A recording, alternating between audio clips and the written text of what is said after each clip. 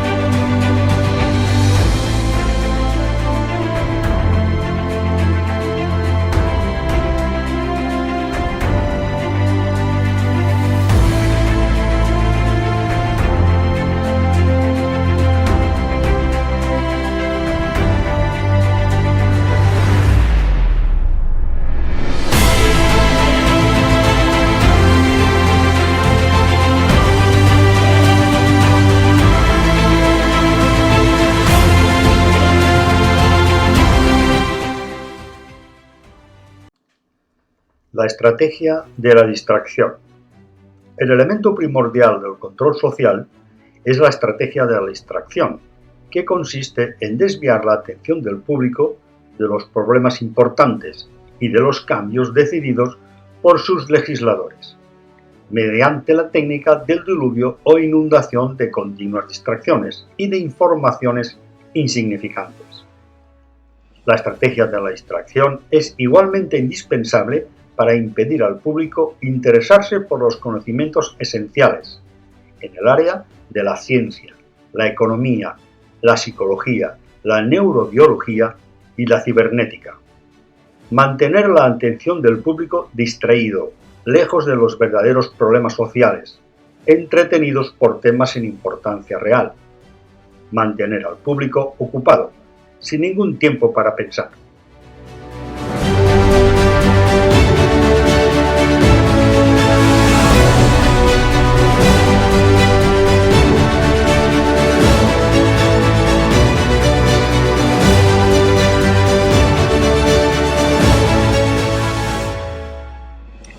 Crear problemas y después ofrecer soluciones.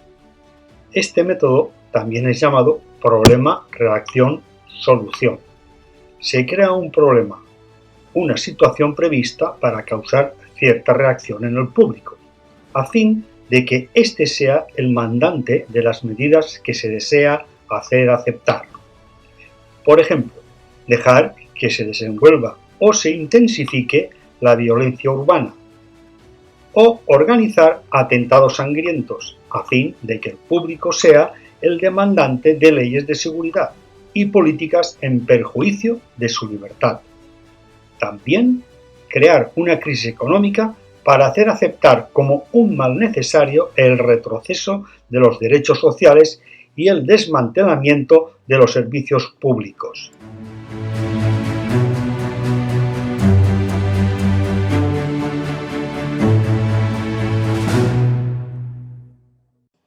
La estrategia de la gradualidad. Para hacer que se acepte una medida inaceptable, basta aplicarla gradualmente, a cuentagotas, por años consecutivos. Es de esta manera que condiciones socioeconómicas radicalmente nuevas, el neoliberalismo, fueron impuestas durante las décadas de 1980 y 1990. El Estado mínimo, las privatizaciones, la precariedad, la flexibilidad, el desempleo en masa, salarios que ya no aseguran ingresos decentes. Tantos cambios que hubieran provocado una revolución si hubiesen sido aplicadas de una sola vez.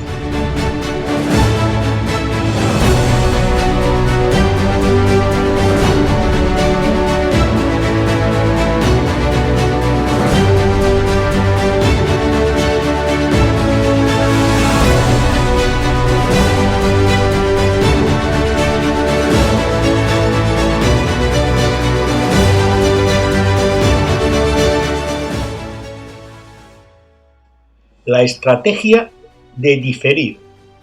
Otra manera de hacer aceptar una decisión impopular es la de presentarla como dolorosa y necesaria, obteniendo la aceptación pública en el momento para una aplicación futura. Es más fácil aceptar un sacrificio futuro que un sacrificio inmediato. Primero, porque el esfuerzo no es empleado inmediatamente. Luego, porque el público, la masa, tiene siempre la tendencia a esperar ingenuamente que todo irá mejor mañana y que el sacrificio exigido podrá ser evitado. Esto da más tiempo al público para acostumbrarse a la idea del cambio y de aceptarla con resignación cuando llegue el momento.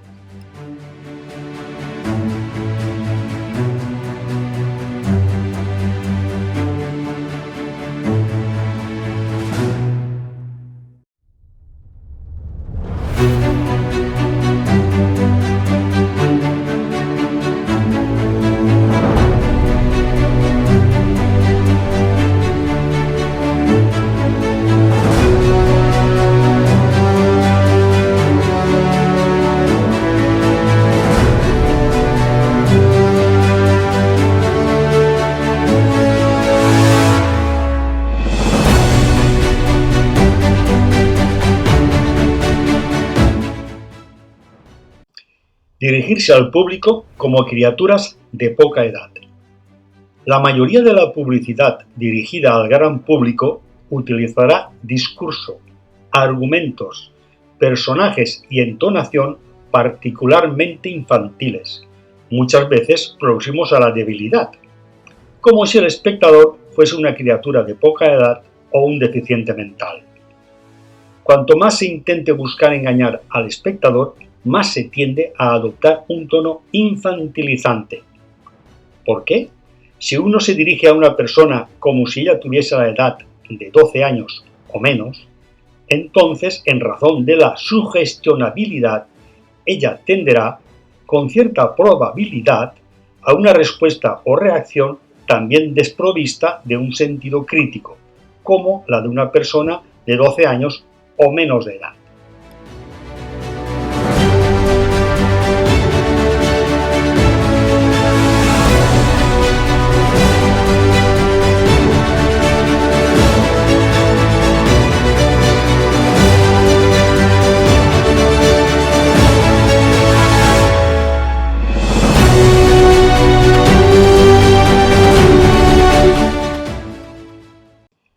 Utilizar el aspecto emocional mucho más que la reflexión.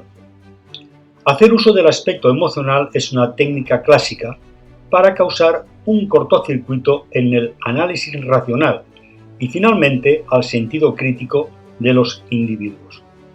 Por otra parte, la utilización del registro emocional permite abrir la puerta de acceso al inconsciente para implantar o injertar ideas, deseos, miedos y temores, compulsiones o inducir comportamientos.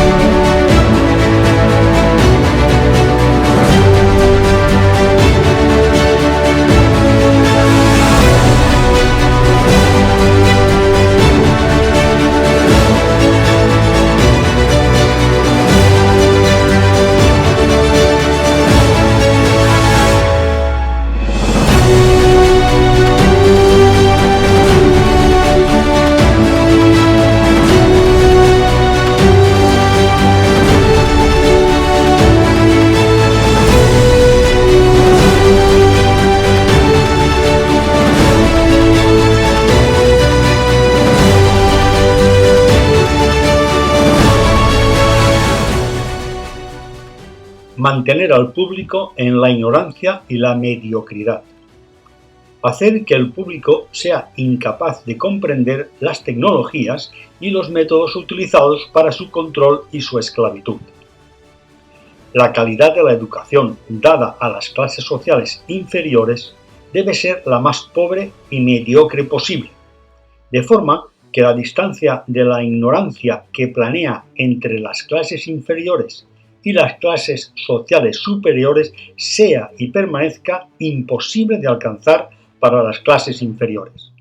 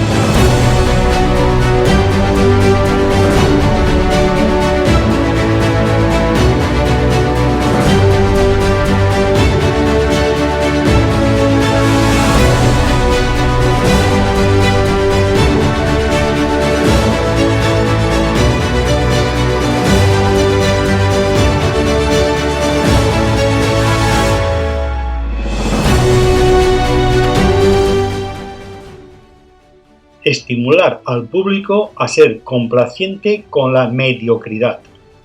Promover al público a creer que es moda el hecho de ser estúpido, vulgar e inculto.